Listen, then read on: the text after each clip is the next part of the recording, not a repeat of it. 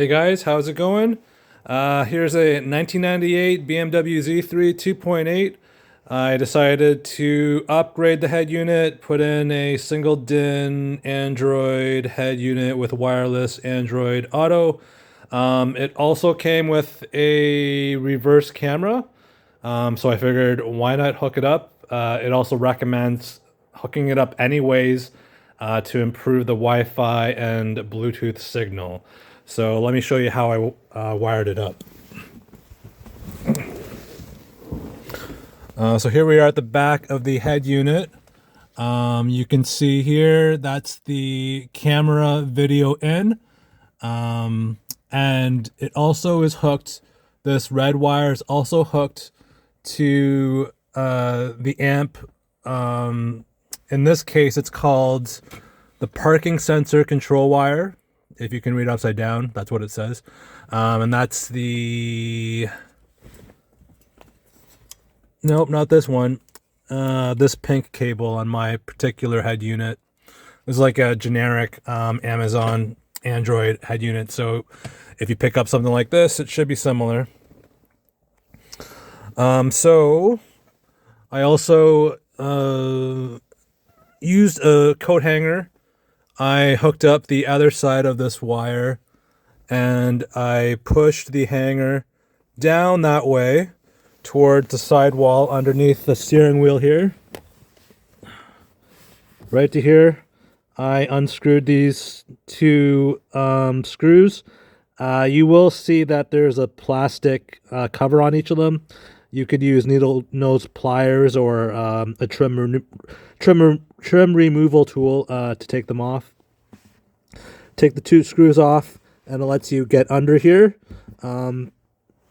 Use your coat hanger and fish it through. Poke it through here. Grab your wire and you can actually send it to the back of the car. In my case, I just put it under the rug.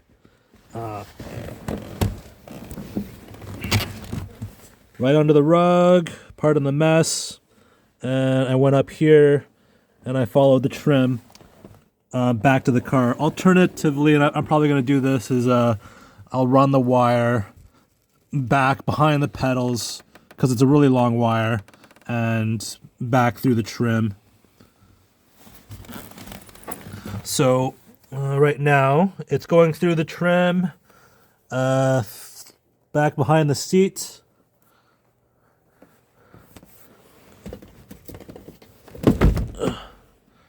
And I just have it sort of hiding in. I gotta tuck it up and tape it properly.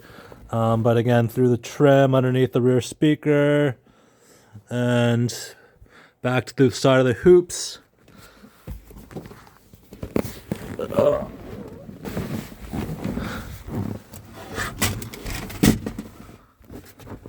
And I removed the trim at the back of the car here, which is connected by four buttons here.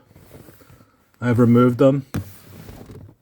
You can use a trim removal tool to remove those.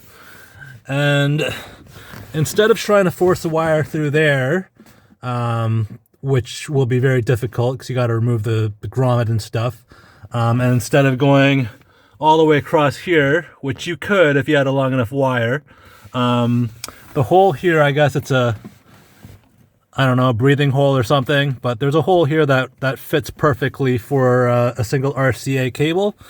So I just put it through there. And here we are at the back of the car. Again, pardon the crazy mess.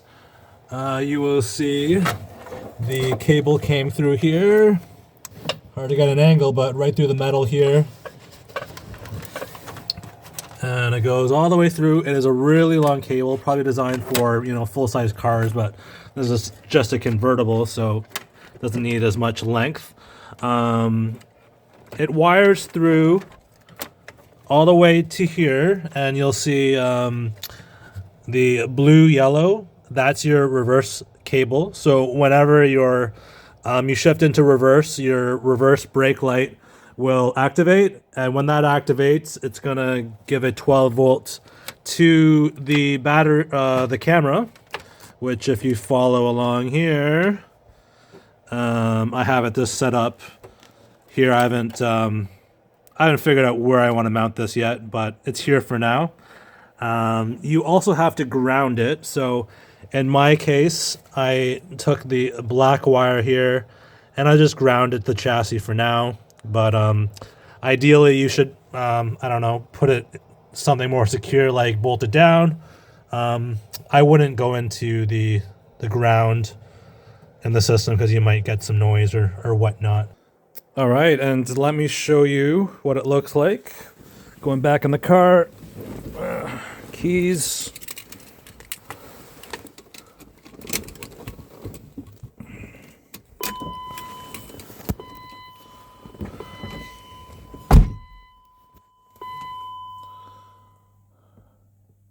Okay, so